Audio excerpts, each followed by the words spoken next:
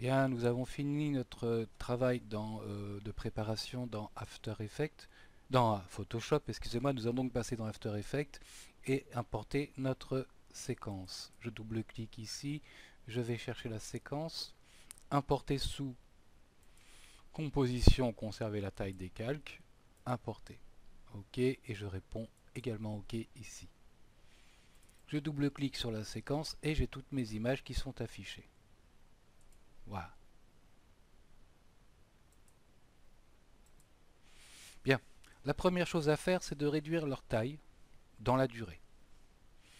Donc, tout en bas du tableau ici, vous avez un symbole comme entre guillemets, et c'est marqué développer, réduire les volets, entrée, sortie, durée, extension. Je clique dessus et j'ai 4 colonnes de chiffres. Je vais aller sur celle de la durée. Mais avant, je vais sélectionner tous mes calques pour que tous subissent le même traitement. Voilà, je vais sur le premier, je sélectionne le premier, je sélectionne le dernier, j'appuie sur la touche majuscule, voilà, et j'ai sélectionné tous mes calques. Pas de problème.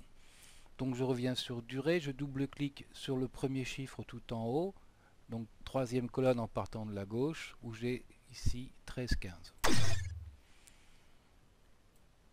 Je vais virer les secondes, tac, et je mets 0 secondes. Ici, les deux derniers chiffres représentent le nombre d'images en plus des 25 par seconde. Là, je vais mettre 10 et je réponds OK. Et tous mes calques sont réduits à 10 frames. Si j'augmente un petit peu là la barre, on voit que 1, 2, 3, 4, 5, 6, 7, 8, 9, 10, 10 frames. C'est-à-dire à peine la moitié d'une seconde. Puisque la moitié d'une seconde, on serait aux alentours des 14,50. Là, on est à 10 frames. Bien. L'animation va donc constituer à faire apparaître notre image en la descendant. Tous mes calques sont toujours sélectionnés. J'appuie sur P. Je vais me mettre à 5 frames, même 7 frames. Non, allez, 5, on va dire 5. Et je clique sur le chronomètre de position. Comme ça, tous les chronomètres de toutes les images sont affichés. On a un point clé qui dit à 5 frames, l'image est rentrée dans son cadre. À 0, par contre, 0 frame, on va remonter l'image au-dessus du visualisateur. Donc là, on va pousser l'axe de hauteur, c'est-à-dire le deuxième chiffre, vers les négatifs. Voilà, on va l'amener comme ça, de façon à ce qu'on ne le voit plus. Voilà. Et on aura ce genre d'animation, donc l'image descendra. Jusqu'ici, pas de problème. Bien, on referme tout ça, on désélectionne.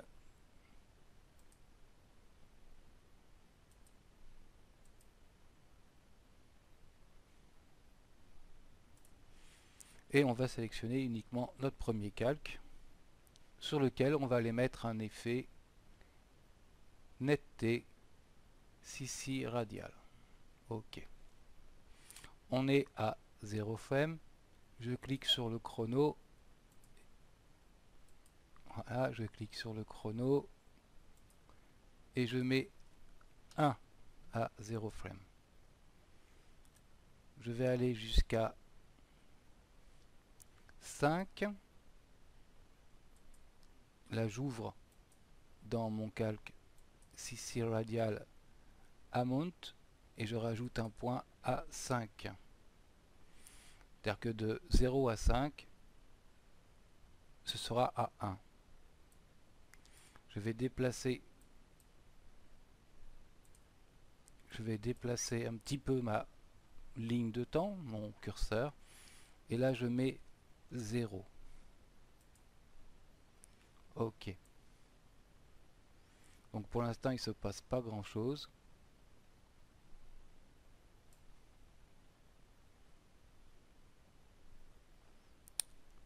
Mais Pour qu'il se passe quelque chose, il va falloir déplacer le centre. C'est un CC Radial Blue, un effet de flou radial qu'on a mis à une mesure très légère 1. Et pour qu'on ait le bon effet de flou, je vais mettre 5000 ici dans le center, dans le premier chiffre. Voilà. Et on va obtenir comme ça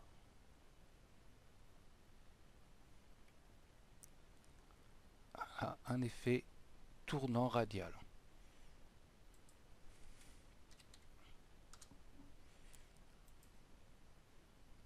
On peut rajouter 150 à la place ici et on obtient cet effet là. Voilà. Donc un flou traînant comme ça. Ok. Je vais cliquer sur effet ici, aller dans édition et faire copier. Je referme ça. Très important, je mets ma ligne de temps, mon curseur à 0 frame. Je sélectionne tous les autres images. Voilà. Et je fais édition, coller. Et si j'ai bien fait mon petit travail, je vais décocher la première image pour voir ce que donnera la deuxième. Et bien la deuxième a elle également aussi ce flou. Voilà, alors ça fait il a un peu de temps à calculer, il y a quand même presque 40 images, donc ça lui pose quelques soucis. Voilà, et après je deviens clair. Ok. Bien. Dernière petite chose maintenant, je vais sélectionner tous mes calques. Du premier, je descends jusqu'au dernier, je maintiens la touche Shift majuscule enfoncée, je clique sur le dernier.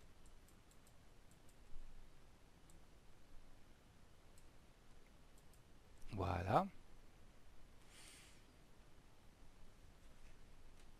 Je vais désélectionner le dernier calque parce que je ne vais pas le bouger. Je vais désélectionner le dernier calque en appuyant sur CTRL et en cliquant sur le dernier calque. Et il est désélectionné. Je vais réduire un petit peu la ma barre. Et je vais emmener mes calques à peu près à la boîtier de recouvrement. Donc à 5 frames. Voilà. Comme ceci. Je ramène ma barre de curseur au bout du premier. CTRL sur l'avant-dernier calque, celui du bas. Je clique, je le désélectionne et je vais bouger le reste comme ça. Et je vais recommencer l'opération pour tous les calques pour les mettre en cascade comme ça. Voilà. Donc là je vais déplacer un petit peu.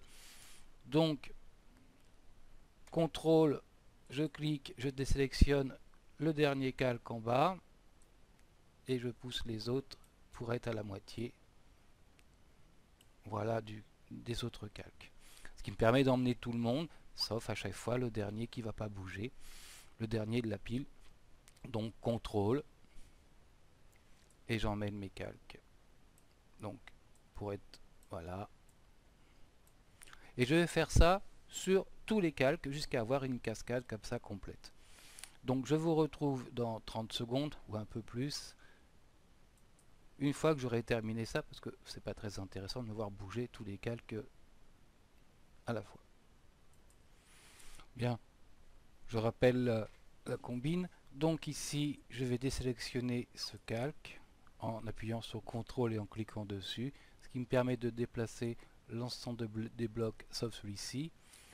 Pareil, CTRL et je clique, CTRL, je clique, je déplace à moitié de recouvrement, CTRL, je clique, je déplace et le dernier qui n'était pas sélectionné, qui est ici. Voilà, voilà et j'obtiens comme ça une cascade.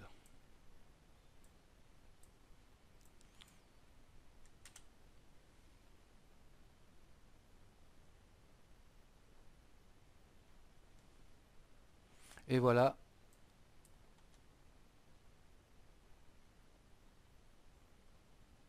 le flou de mouvement est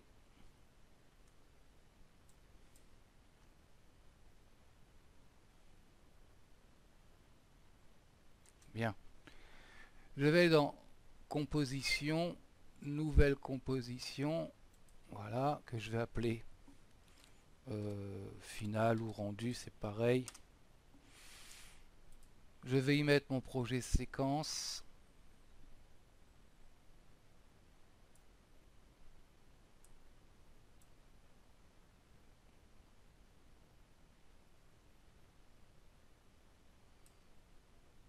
Voilà, là je n'ai plus rien à partir de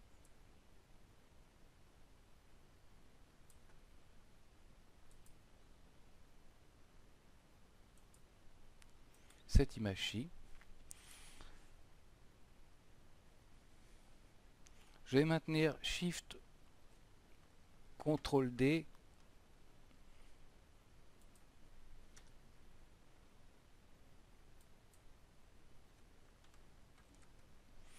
Alors, ça me met ça me met un souci avec, donc c'est pas grave, composition.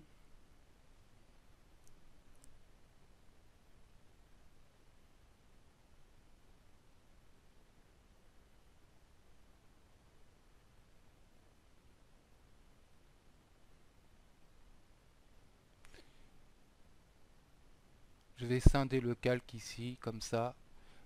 Alors là, le raccourci c'est Shift CTRL et D, mais j'ai un souci, c'est que ça correspond au crayon de Camtasia, donc il y a un petit souci de conflit là.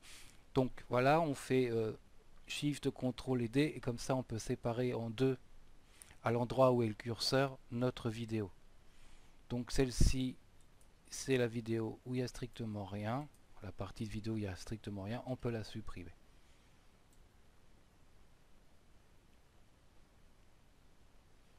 Voilà.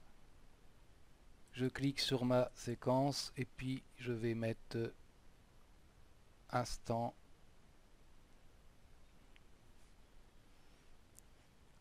Extension temporelle. Vous voyez qu'elle fait 6,19.